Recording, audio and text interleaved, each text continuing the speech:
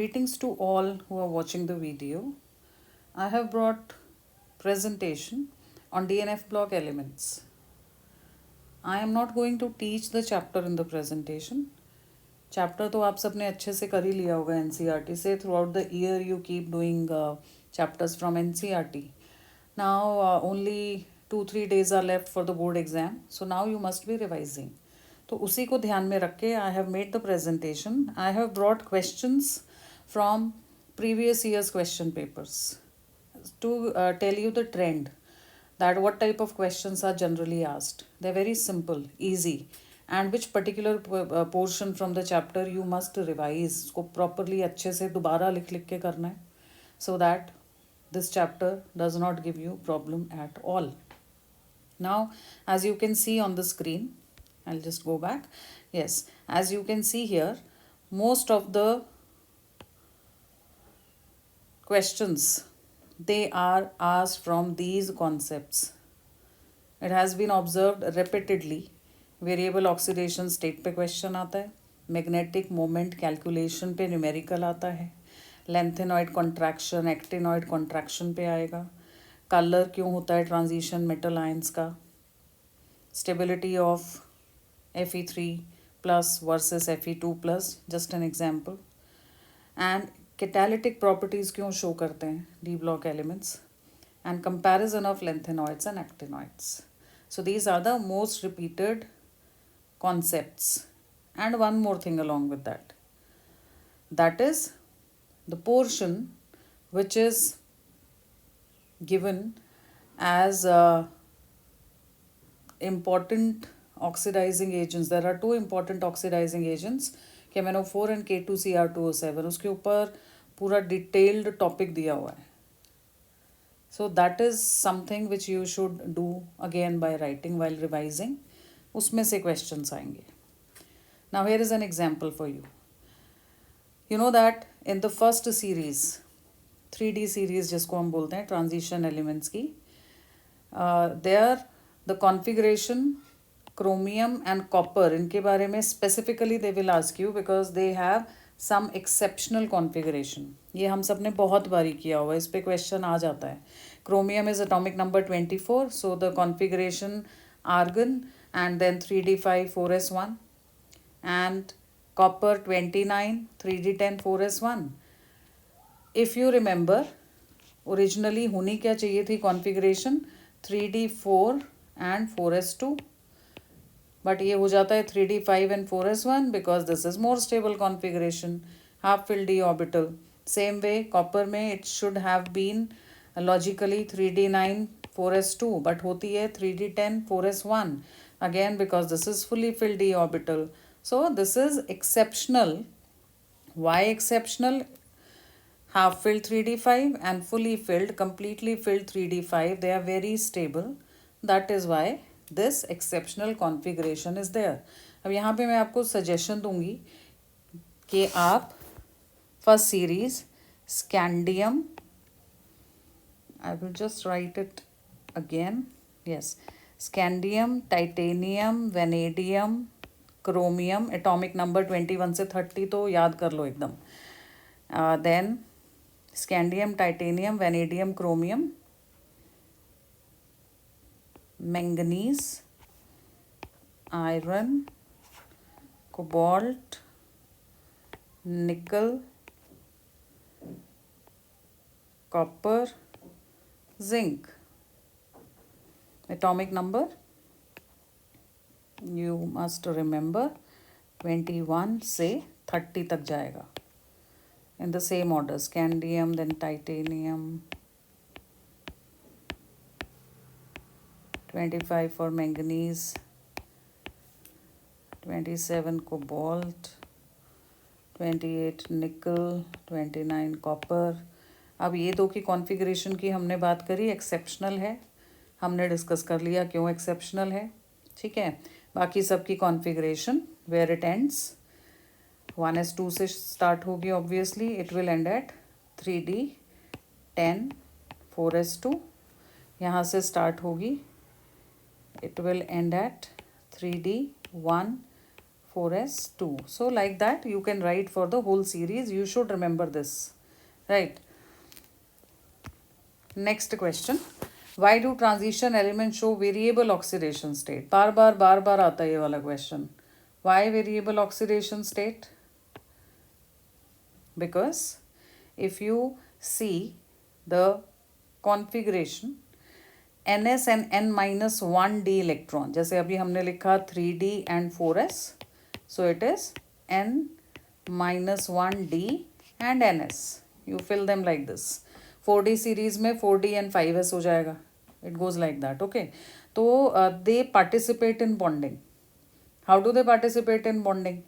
Because the key point is the energy difference between them is very small.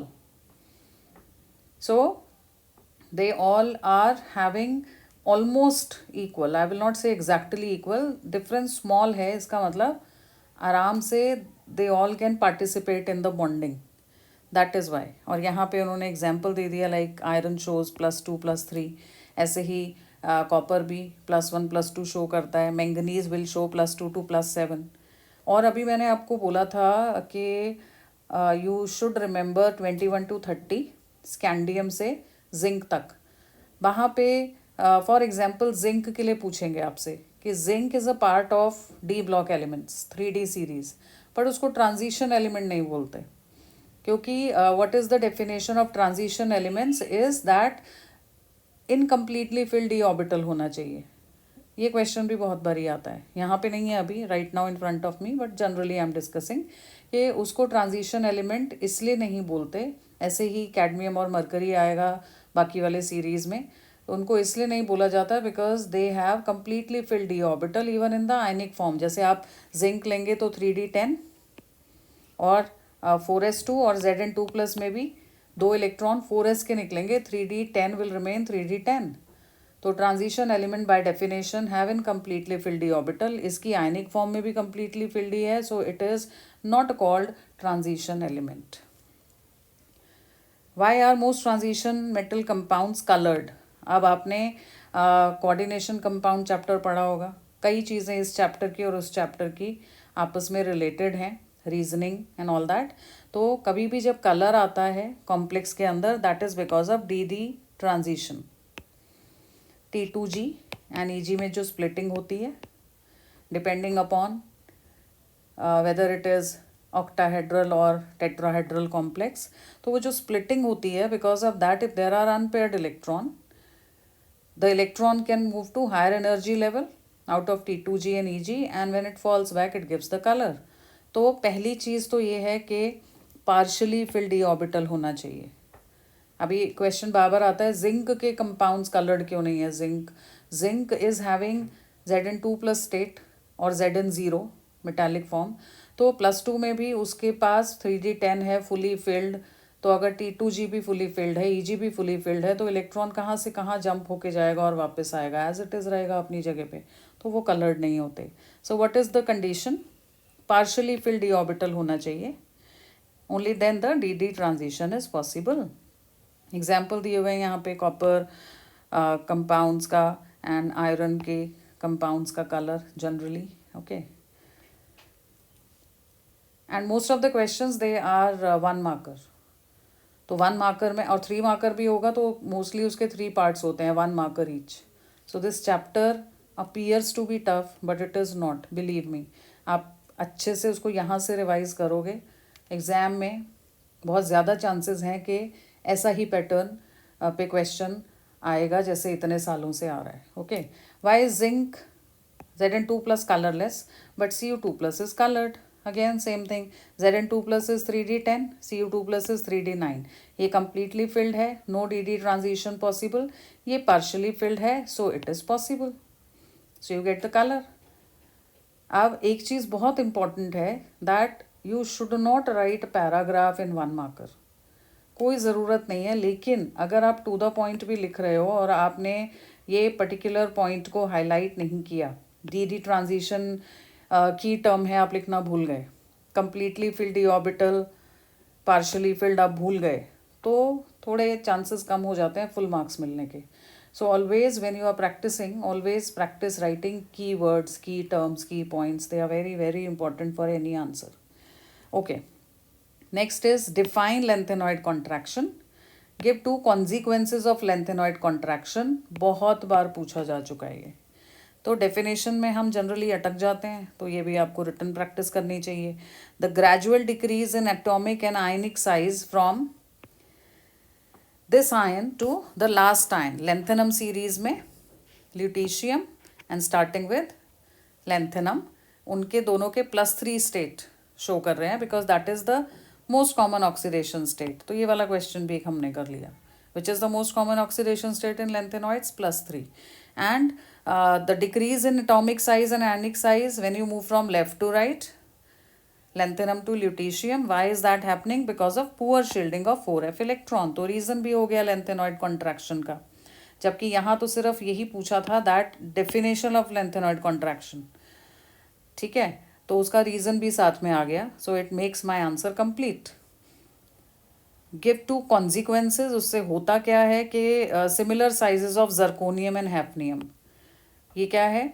3D और 4D series, 5D series, they are there for D block. When you talk about lanthanoids and actinoids, तो आप फिर बात करते हो 4F and 5F वाली series की, lanthanoids and actinoids respectively. तो they belong to different periods. ठीक है, but zirconium, hafnium which belong to different period, they have almost same size, क्योंकि टॉप टू बॉटम तो साइज जो है वो इंक्रीज होना चाहिए, but because of the contraction they come रफली at the same size and it makes it difficult to separate them. The lanthanoids generally when you move from left to right, तो बहुत ज़्यादा the contraction is there in the size and they have similar sizes. So lanthanoid, actinoid, they resemble in the sizes, and lanthanoids का आपस में भी separation difficult हो जाता है because of minor different in the sizes because of this contraction. Why do transition metals act as good catalysts? सबसे important चीज़ catalyst के लिए होती है कि उसका variable oxidation state, because it has to make temporary bonds with the particular reactant जो उसका सरफेस यूज़ करेगा रिएक्शन के लिए, and then it gets detached as product. तो आपको वापस कैटलिस्ट मिल जाता है as it is for further use. और इंटरमीडिएट कॉम्प्लेक्सेस बनते हैं बीच में. लार्ज सरफेस एरिया होना चाहिए फॉर एडजॉर्प्शन. एडजॉर्प्शन होता है ओनली सरफेस पे. तो गुड कैटलिस्ट में ये प्रॉपर्टीज़ होनी चाहिए. सबसे इम्पॉर्टेंट है वेरिएबल ऑक्सीडेशन स्टेट. ये तो आपके आंसर में ज़रूर ही होना चाहिए. जब भी बोलें why good catalyst, because they can show variable oxidation state. फिर एग्जाम्पल्स क्या हैं इसके? आयरन यूज़ होता है हेबर्स प्रोसेस में, vanadium pentoxide in contact process, sulphuric acid बनने वाला process. So these are the examples. Next is calculate the magnetic moment of Fe3+ ion. इसके लिए अगर आपको याद होगा, वैसे देते हैं एटॉमिक नंबर बट स्टिल याद होगा तो मुझे टाइम नहीं वेस्ट करना पड़ेगा. Iron has atomic number 26, 3d6 4s2. Fe3+ मतलब 2 इलेक्ट्रॉन यहाँ से गए और एक यहाँ से गया, so I am left with 3d5. 3d5 का मतलब क्या हुआ? That the 5 degenerate orbitals 1 2 3 4 5 1 2 3 4 5 they are having 1 electron each. so number of unpaired electron हो गए 5. फिर फॉर्मूला होता है, this is magnetic moment formula, n into n plus 2, where n is the number of unpaired electrons. So 5 into 7, 35, 5.9. Bohr magneton are the units of magnetic moment. जितनी ज़्यादा value magnetic moment की, उतना ज़्यादा paramagnetism in the compound. Okay, ऐसे वाला question आया था last year. Equation देके बोला था बैलेंस करो. ये आपने रेडॉक्स में 11th में भी किया हुआ है. और एसिडिक मीडियम दिया हुआ है, हम सबको पता है कि H+ इन वाटर यूज़ होगा. सो इट इज़ ईजी. ये सेम इक्वेशन आपने फाइल में भी लिखी होगी, मोहर सॉल्ट वर्सेस KMnO4 की टाइट्रेशन के लिए आयनिक इक्वेशन. तो इसमें तो कुछ नया नहीं है, ये आ जाता है, या ऑक्सैलिक वाला आ जाता है, वो भी आप टाइट्रेशन करते हो. You can very easily balance them, right. The element that shows the highest oxidation state in the first transition series, the 3D series, if you see, it is manganese. Manganese जो है उसका होता है 3d5 4s2, atomic number 25, iron से पहले, right. तो यहाँ पे मैक्सिमम अनपेयर्ड इलेक्ट्रॉन्स हैं, these 2 electrons are easy to lose. उसके बाद ये 5 भी आराम से शेयर हो सकते हैं। तो मैक्सिमम ऑक्सीडेशन स्टेट KMnO4 में शो करता है +7, दिस इज द एग्जाम्पल। तो हमारा आंसर हो गया B, Mn। The correct order of ionic radii, अब उन्होंने क्या किया, मैंगनीज, कोबाल्ट एंड आयरन का डाई पॉजिटिव फॉर्म ले लिया, di positive cation, and ionic radii comparison के लिए बोल रहे हैं। So when you move from left to right across a period, the atomic and ionic radii that across a period left to right decreases. Effective nuclear charge पे depend करता है, तो atomic number पे डिपेंड करेगा obviously. सबने 2 electrons lose किए।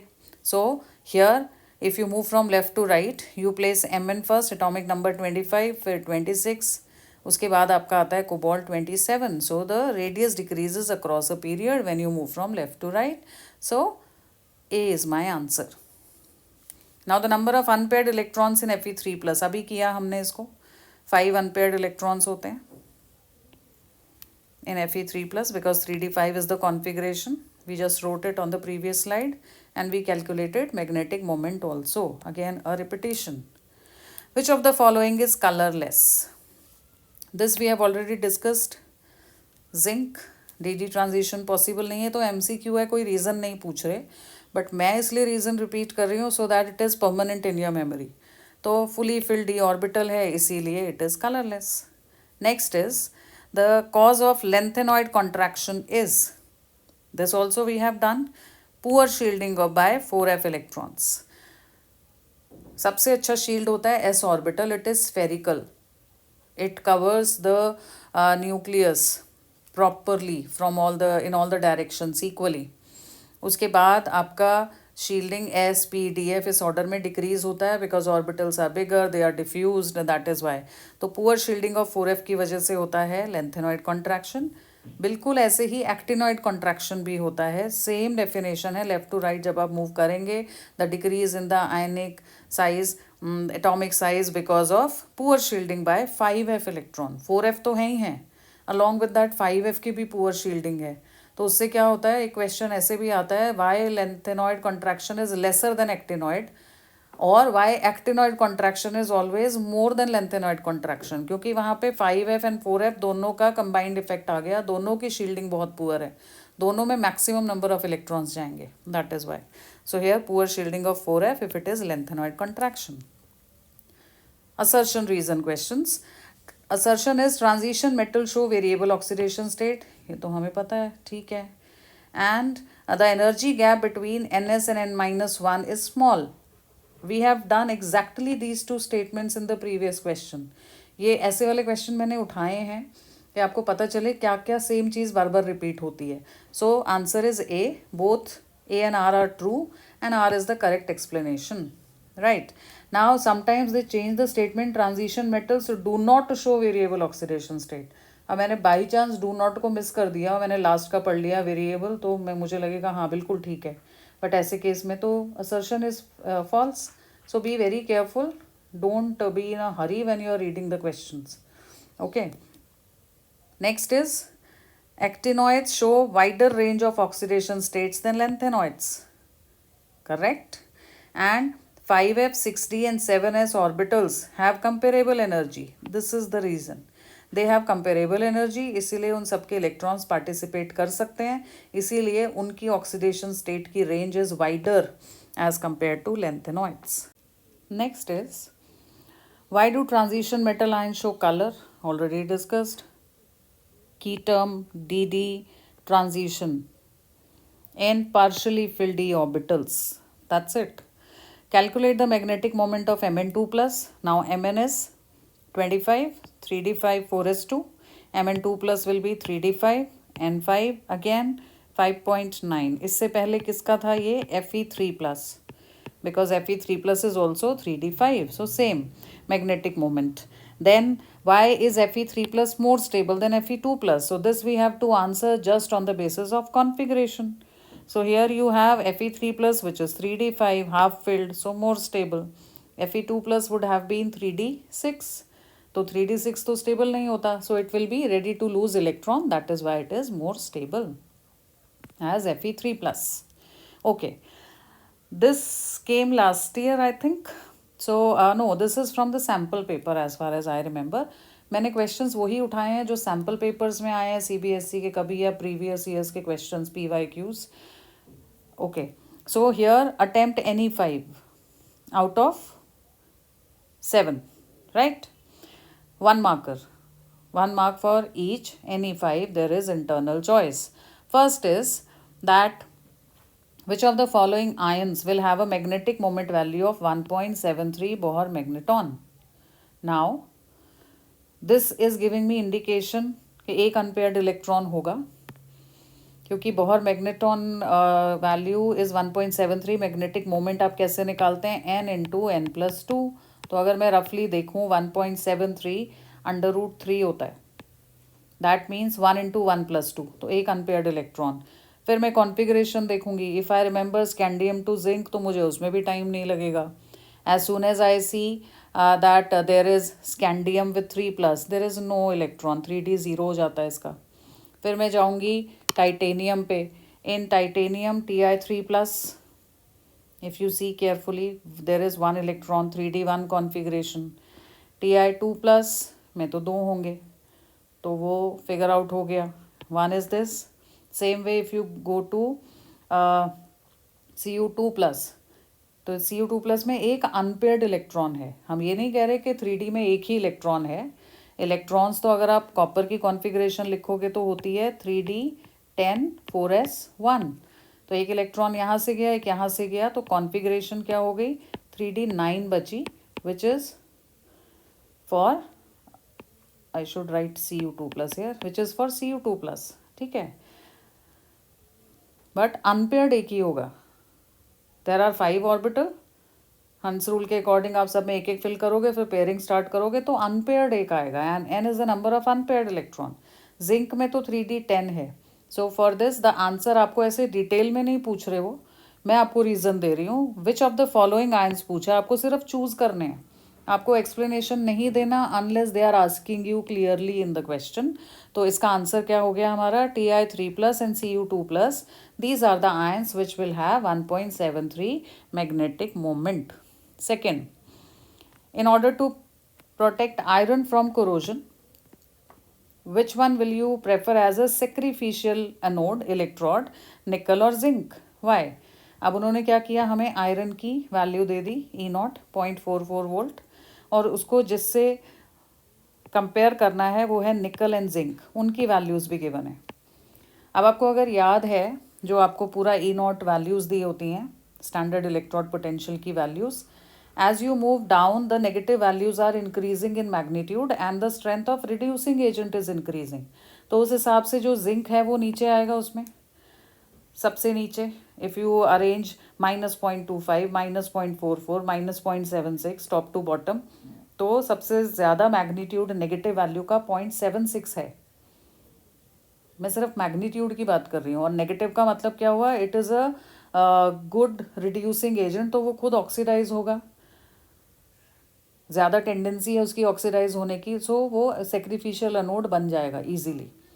But जो निकल है उसकी वैल्यू -0.25 है, which is less than, I mean the reduction के टर्म्स में देखो तो 0.44 से कम है 0.25. नेगेटिव तो दोनों का ही है, तो better sacrificial anode will be zinc. So zinc has more negative electrode potential, that is why it will corrode itself in place of iron, and this is how the iron will be protected. Again no story is asked, वो तो मैं आपको सुना रही हूँ क्योंकि आपको revision करनी है मेरे साथ, that is why. तो क्या हुआ कि the better choice is zinc.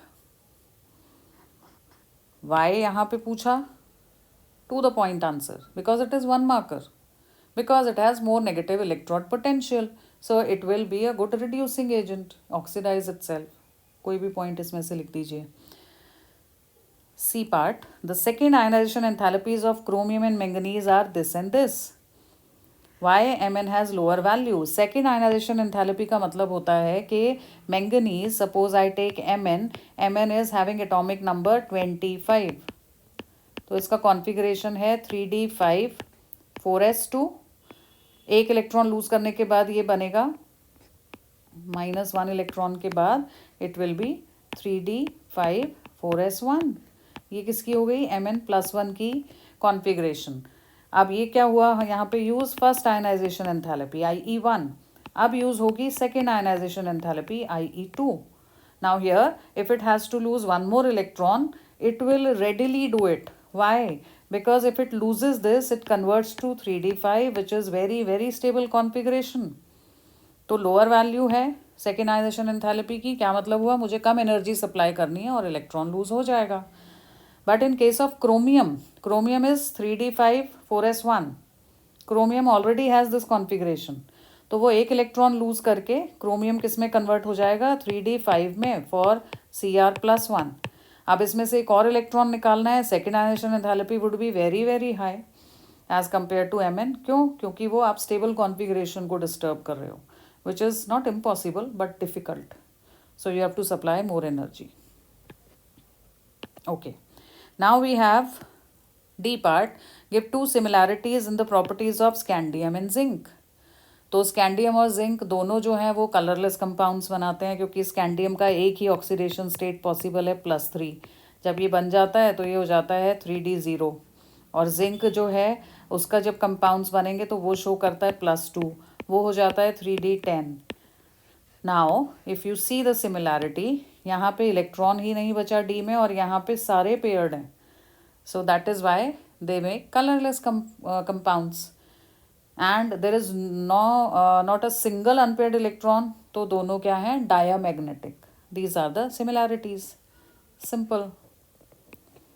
What is actinoid contraction, पहले हमने किया था व्हाट इज लेंथेनॉइड कॉन्ट्रैक्शन, ठीक है ना। क्या उसमें हमने बताया, the decrease in atomic and ionic radii with increase in atomic number in the lanthanoid series when you move from left to right. अब आपको लेंथेनॉइड सीरीज की जगह बस एक्टिनॉइड सीरीज टर्म डाल देनी है वही। कॉज वहाँ पे था पुअर शील्डिंग ऑफ 4f, यहाँ पे है cause poor shielding by 5f electrons. Easy, simple to remember. F part is what is oxidation state, what is the oxidation state of chromium in chromate ion and dichromate ion। इसके लिए मैं आपको detail में बताऊंगी आगे वाली slides में, अभी तो मैं आपको सीधा बता देती हूँ कि जब आप निकालेंगे, अगर आपको याद है chromate ion and dichromate ion, Cr2O7 2- and this is CrO4 2-, दोनों में जब आप ऑक्सीडेशन स्टेट निकालते हो तो +6 आती है, और इसका स्ट्रक्चर और पूरी डिटेल हम अपकमिंग स्लाइड्स में करेंगे, a very important topic. And the last is write the ionic equation for the reaction of Ki with acidified KMnO4। Simple है, आयनिक इक्वेशन लिखना है, then I will start with MnO4- plus I- from Ki plus H+, because this is acidic medium, and in acidic medium I- will be oxidized to I2 because MnO4- is an oxidizing agent और वो खुद Mn2+ में convert होता है। So I have kept answers also on the next slide, all others I have discussed. This is the balanced equation in front of you. Sometimes they will give you half the equation till here, तो उसको balance करना और भी easy हो जाता है क्योंकि ये वाले कोफिशिएंट्स ऑलरेडी गिवन होते हैं। So the good thing is internal choice है, आप साथ में से कोई भी 5 कर सकते हैं इसमें। Next is the name inner transition metals is often used to refer to, now inner transition metals are F block elements, so both lanthanoids and actinoids come under that, so C is the correct choice. Next question, answer the following. Are the enthalpies of atomization of zinc, which is 339 kilojoules per mole, and copper 130 kilojoules per mole, are they correct? No, they are not correct. Why? I have to justify. Again 1 marker है, आपको दिख रहा होगा यहाँ पे मैंने answers as it is लिए हैं मार्किंग स्कीम से, to show 1 mark for each and how much is to be written to the point, इसलिए ऐसे रखा आपके सामने। आप ये क्यों करेक्ट नहीं है values, because see carefully, this is enthalpy of atomisation not ionisation. Ionisation होता तो मैं सोचती जिंक है 3d10, 3D10 फुली फिल्ड, उसको डिस्टर्ब करना इज डिफिकल्ट, तो सही तो है हायर वैल्यू? नहीं, इट इज एटोमाइजेशन. एटोमाइजेशन में if there are no unpaired electrons in d subshell, the inter atomic interaction is weaker, so there should be unpaired electron. That is why here the values are exchanged. Copper की value 339 होती है और zinc की 130 होती है. Atomisation की बात हो रही है, to separate discrete atoms from the given sample. That is why the values are not correct, they have been exchanged. Okay, फिर है आपका ये question, out of sulphuric acid and hydrochloric acid HCl, which acid will you prefer for permanganate titration and why? अब acid जो हम डालते थे titration में वो सल्फ्यूरिक एसिड होता था. HCl भी तो स्ट्रॉन्ग एसिड है, हम क्यों नहीं यूज़ करते? Because it will oxidise in the presence of KMnO4 to chlorine. That is why हम उसको यूज़ नहीं करते, वी टेक सल्फ्यूरिक एसिड. अभी क्वेश्चन आ गया जो मैं अभी मेंशन कर रही थी, half the equation would be given and these coefficients are already there. अब मुझे पता है एसिडिक मीडियम है तो Mn2+ बनेगा ही. NO2- है, उसका ऑक्सीडेशन होके NO3- बन जाएगा, नाइट्राइट का nitrate and water. Then 5NO2- है तो आपने 5NO3- लिख लिया. 2Mn है यहाँ पे तो मेरा 2Mn2+ आ गया. एंड 6H है तो 3 वाटर मॉलिक्यूल्स में 6 हाइड्रोजन आ जाते हैं. So easy to balance such equations. Okay, ये मैंने इन टेक्स्ट क्वेश्चन लिया है. आई ऑलवेज कीप टेलिंग कि सारे एक्सरसाइज के क्वेश्चन, इन टेक्स्ट क्वेश्चन, सॉल्व एग्जाम्पल ज़रूर करने चाहिए. इस चैप्टर में भी करने हैं आपको. और सबसे अच्छी चीज़ है कि जहाँ पे आपका NCERT का एक्सरसाइज फिनिश होता है, बिल्कुल उसके बाद ये आंसर्स गिवन होते हैं to some in text questions. ये मैंने इसलिए यहाँ रखा so that you open your book and go to the end of the chapter. Exercise भी जब ख़त्म हो जाए तो वहाँ जाके देखिए, आपको ये मिलेगा. क्योंकि कई बार हम सोचते हैं क्या आंसर होगा इसका, कितना लिखना है, क्या एग्जैक्ट वर्ड्स यूज़ करने हैं. So this is the answer. For example, why is the highest oxidation state of a metal exhibited in oxides और फ्लोराइड्स ओनली? अब ये दिख रहा है कि ऑक्साइड और फ्लोराइड में oxygen fluorine are highly electronegative, तो हाइएस्ट ऑक्सीडेशन स्टेट आ जाएगी. 4.6 का आंसर देखिए आप. See the language. Because of small size and high electron negativity of oxygen or fluorine can oxidize the metal to its highest oxidation state. Finish. To the point. इतना ही answer चाहिए होता है. 4.7 slightly confusing question. देख के कुछ लगेगा but answer कुछ और ही होगा. Which is a stronger reducing agent, Cr2+ और Fe2+ and why? अब कॉन्फ़िगरेशन से अगर मैं देखूंगी, आंसर है आपके सामने. रीज़न अभी कॉन्फ़िगरेशन देखिए आप. Cr2+ की 3d4, Fe2+ की 3d6. तो कॉन्फ़िगरेशन के हिसाब से अगर आप देखेंगे, उन्होंने हमसे ये पूछा है which is a stronger reducing agent. तो खुद कौन ऑक्सीडाइज होने को तैयार है? Oxidation is loss of electron. तो अगर लॉस ऑफ इलेक्ट्रॉन हुआ यहाँ से, I will get D5 which is very stable configuration. और अगर यहाँ से लॉस हुआ तो D3. तो हमारे तो मोस्टली दिमाग में यही आता है कि D5 half fill D orbital ज़्यादा stable. But see the answer. Cr2+ is stronger reducing agent than Fe2+, because this D3 is also T2G3. अब T2G में 6 आ सकते हैं मैक्सिमम, तो ये भी तो हाफ फिल्ड हुआ. And in medium like water D3 is more stable configuration as compare to D5. अब इसका आंसर रीज़न कहाँ से आएगा? Crystal field splitting energy, CFSC. अगर आप वो वैल्यूज़ देखेंगे, उसमें जो कैलकुलेशंस इन्वॉल्व है, which is obviously not in class 12 syllabus.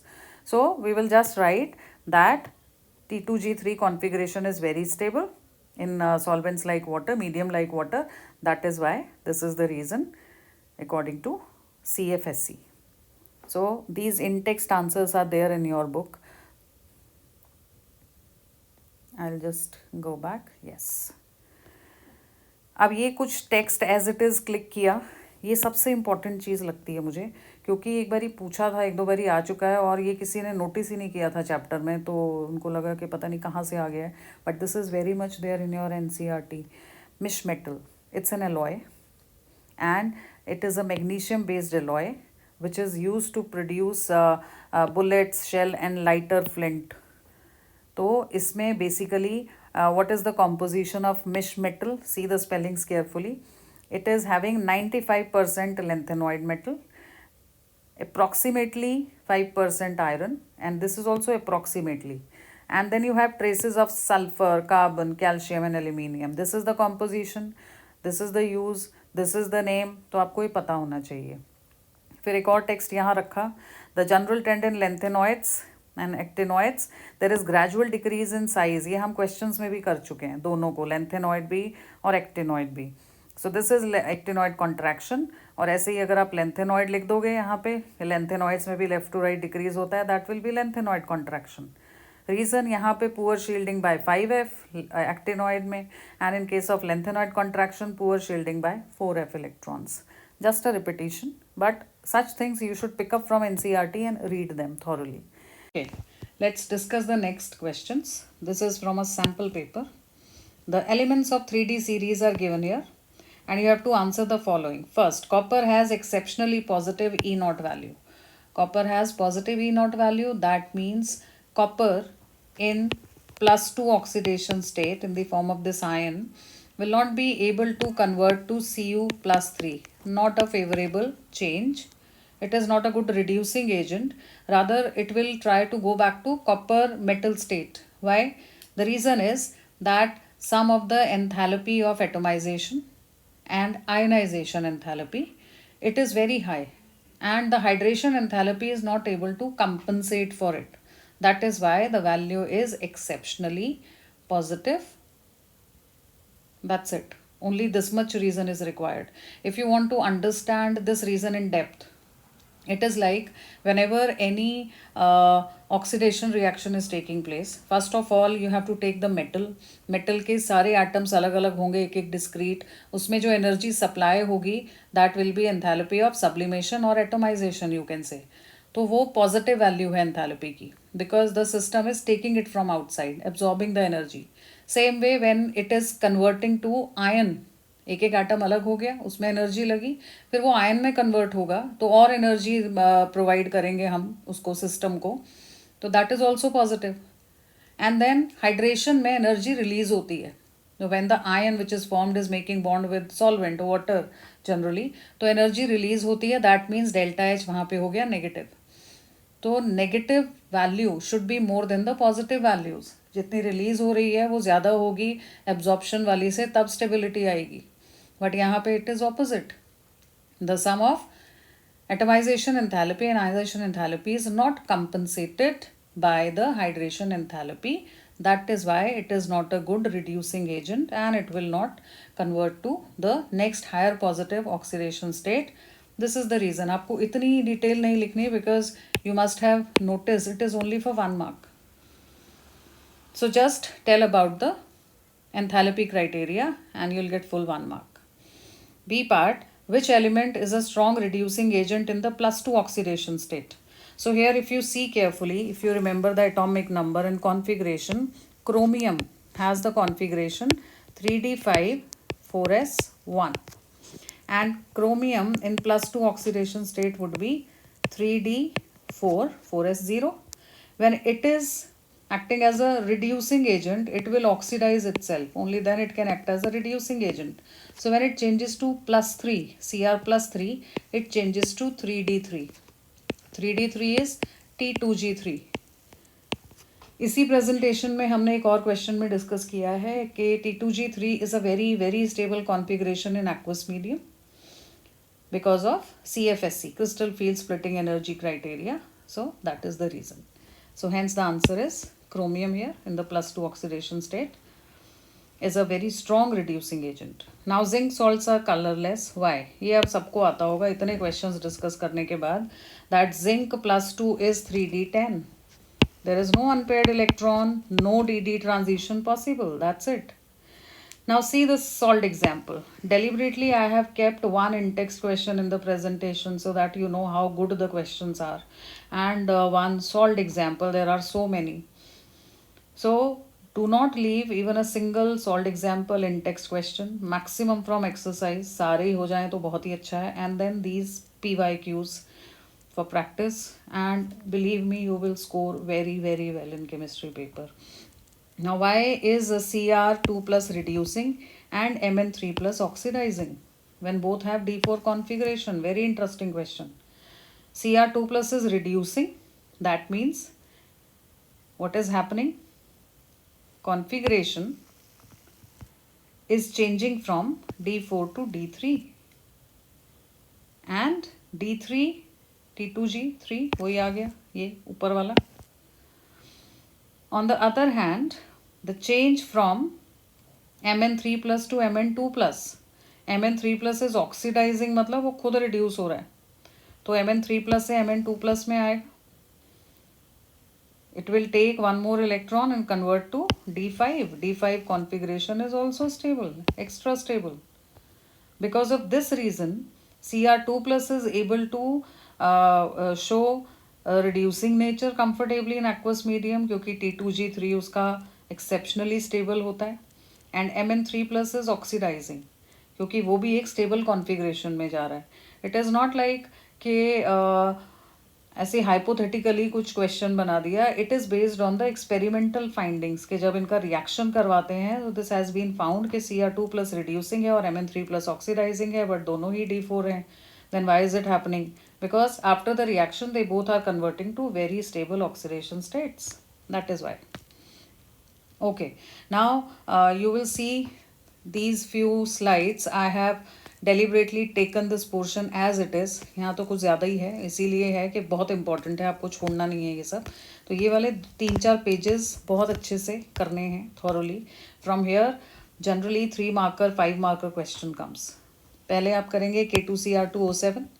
ये जो पोर्शन है generally it is asked in the form of जैसे होती है ना word problem, compound A reacts with this, gives you a yellow coloured solution, फिर उसको एसिडिफाई किया तो orange coloured solution, like that. तो बहुत इंटरेस्टिंग और इम्पॉर्टेंट है. 2-3 बार आप लिखेंगे, रिएक्शंस याद हो जाएंगे. तो ये प्रिपरेशन है first of all that there is chromite और this is the formula. It is reacted with Na2CO3 और पोटेशियम कार्बोनेट या sodium carbonate in the presence of free excess of air, and you get Na2CrO4. this is not a dichromate, this is chromate. अब एक एक चीज़ यहाँ पे important है, note करने वाली है कि there is a yellow solution of sodium chromate. इसको फिल्टर करते हैं and then acidified with sulphuric acid, you get orange sodium dichromate on acidification. उसका रिएक्शन ये है.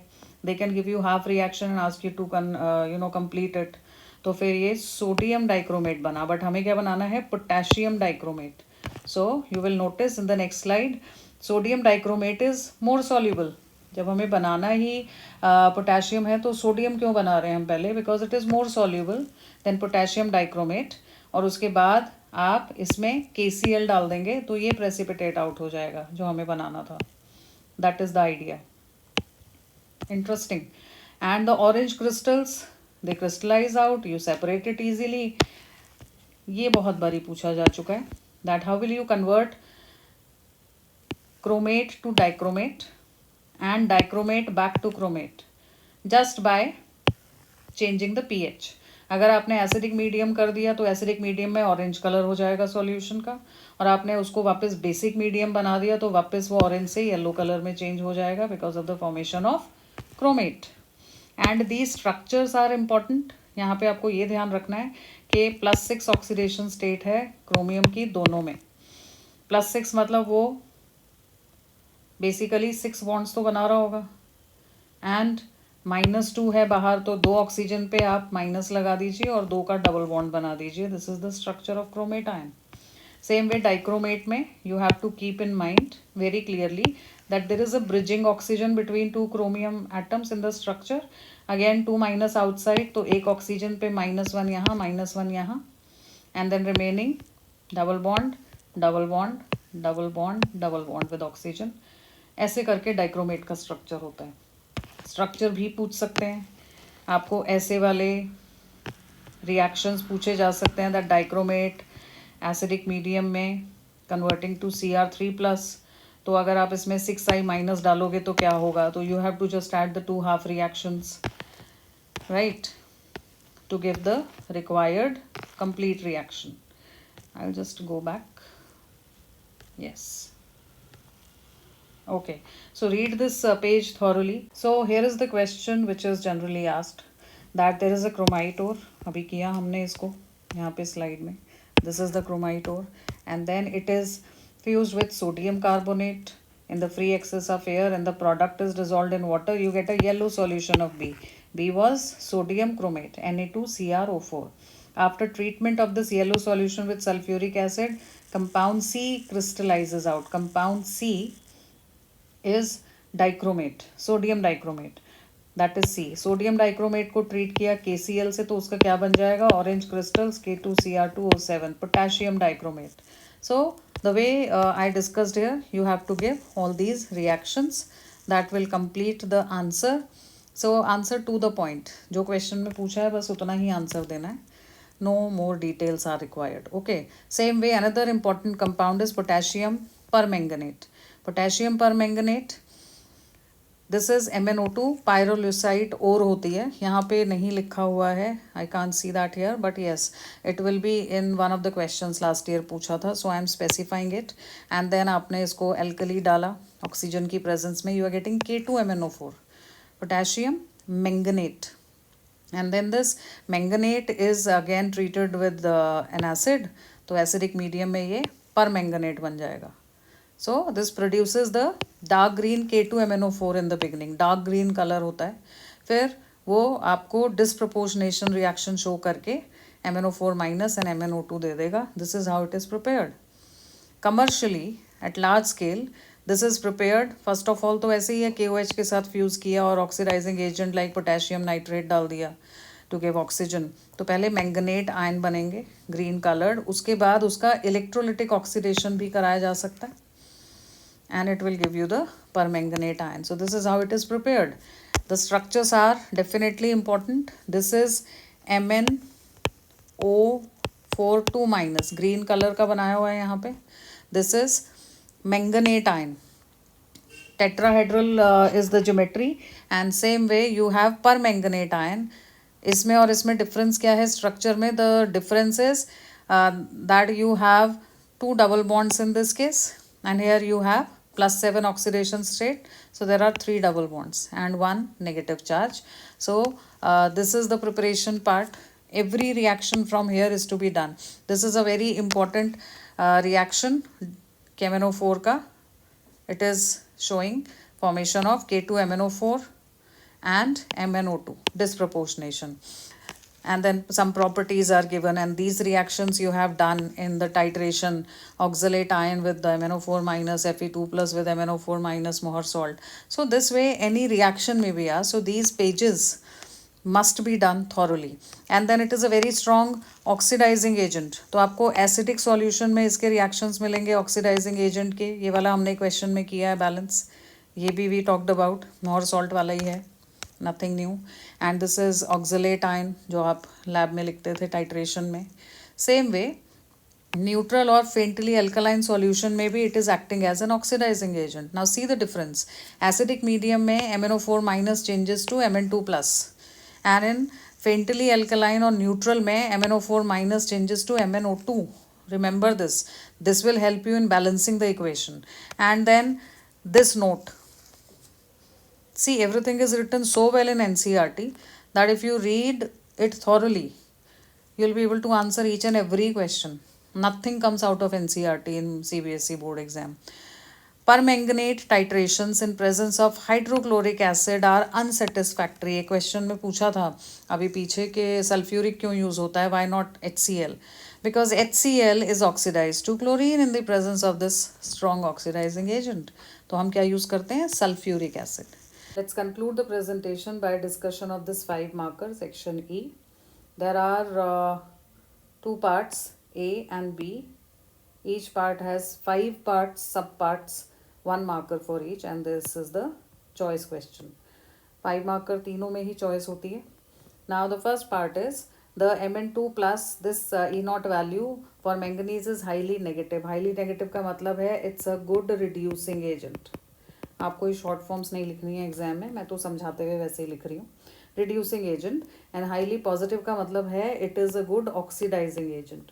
तो जो रिड्यूसिंग एजेंट है वो खुद ऑक्सीडाइज होता है और जो गुड ऑक्सीडाइजिंग एजेंट है वो खुद रिड्यूस होता है. That means reduction of Mn3 plus to Mn is favourable because it is 3D5, right. And it's a good reducing agent. इसका मतलब वो खुद रिड्यूस नहीं होगा, खुद वो Mn2+ से Mn में नहीं जाएगा. This is not a favourable change. That is the meaning. Second part, actinoids show wide range of oxidation states. We have done it earlier. This is because the energies of 5f, 6d and 7s orbitals, they are comparable. That is why wide range of oxidation states are shown by actinoids. The next is transition metals have high melting point. This is because of the unpaired electrons in d orbital. More the number of unpaired electrons, more will be the interatomic attraction. इस type का भी हम पहले discuss कर चुके हैं. Then complete the following ionic equations. ये बहुत इजी है. यहाँ पे एसिडिक मीडियम है, यहाँ पे H2O लिखा हुआ है, so I will take it neutral. So in acidic medium MnO4- changes to Mn2+, and in neutral or faintly basic alkaline it changes to MnO2. ये चीज़ आपको याद रखनी है. And then along with that it's an oxidising agent, तो इसको SO4 2- में convert करेगा plus H2O, and hair MnO2 plus IO3- में कन्वर्ट होगा. And along with that you have, because I am saying this is the basic medium or the neutral medium, so this thing you have to remember कि आपको balancing के लिए यहाँ पे hydrogen तो चाहिए होगा राइट में, तो आई एम पुटिंग OH-. अब इसको बैलेंस करना बहुत ही ईजी है, because on the left hand side the coefficients are already given. So it is 5SO3 2-, so 5SO4 2- हो गया. 2 Mn है तो 2 Mn हो गया. 6 हाइड्रोजन्स हैं तो 3 H2O. 6 हाइड्रोजन्स हो गए balanced. Same way the next one, you have 2 MnO4- तो 2 यहाँ लगा दिया. And in iodine you have I-, तो ये ऐसे ही रहेगा. And for OH-, 2 hydrogens are there, so I'll just put 2 here. So this completely balances my equation. Okay, this is how you have to do the balancing. Simple. दोनों side आप charges वगैरह सब देख के, एटम्स देख के, you can just be sure that the equations are correctly balanced. Okay, now answer the following questions. Optional में part जो दिया हुआ है, name 2 elements of 3D series for which the third ionisation enthalpies are quite high. तो ये तो easy है. एक तो आपका हो जाएगा Mn2+. Why Mn2+? Because it is 3D5. और एक Zn2+, because it is 3D10. Fully filled and half filled configuration, तो वो +3 में जाने को रेडी नहीं होंगे. So the third ionisation enthalpy is very high. Out of KMnO4 and K2MnO4 which is paramagnetic. Paramagnetism के लिए there should be unpaired electron. So this is +6 oxidation state, this is +7. +7 Mn means 3D0. +6 means there is 1 electron. So this is paramagnetic because it has unpaired electron in d orbital. Write any one consequence of lanthanoid contraction. So lanthanoid contraction में क्या होता है? 2 consequences we have already discussed in 2-3 question. तो lanthanoid contraction basically the sizes are comparable, जैसे zirconium hafnium का example है, and difficulty in their separation. And out of these two you can write any one. How do you prepare potassium manganate, not permanganate, manganate from pyrolusite ore? Pyrolusite is MnO2, as we discussed the previous slides question also earlier from the paragraph, based on the paragraph. तो आपको first वाला reaction देना है जहाँ पे manganate is getting formed, not the next one जहाँ manganate का permanganate बन रहा है, because it is for 1 mark only. So that reaction is to be given. Why is the ability of oxygen more than fluorine to stabilize higher oxidation states of transition metals? तो जो oxygen है, it can make multiple bonds. Fluorine has only -1 oxidation state possible, तो ये एक single bond ही बना सकता है. That is why the stability of the higher oxidation state is more in case of oxygen because of its capability of making multiple bonds. So that completes this question. Thank you so much. I hope this presentation will help you. All the best for your exam.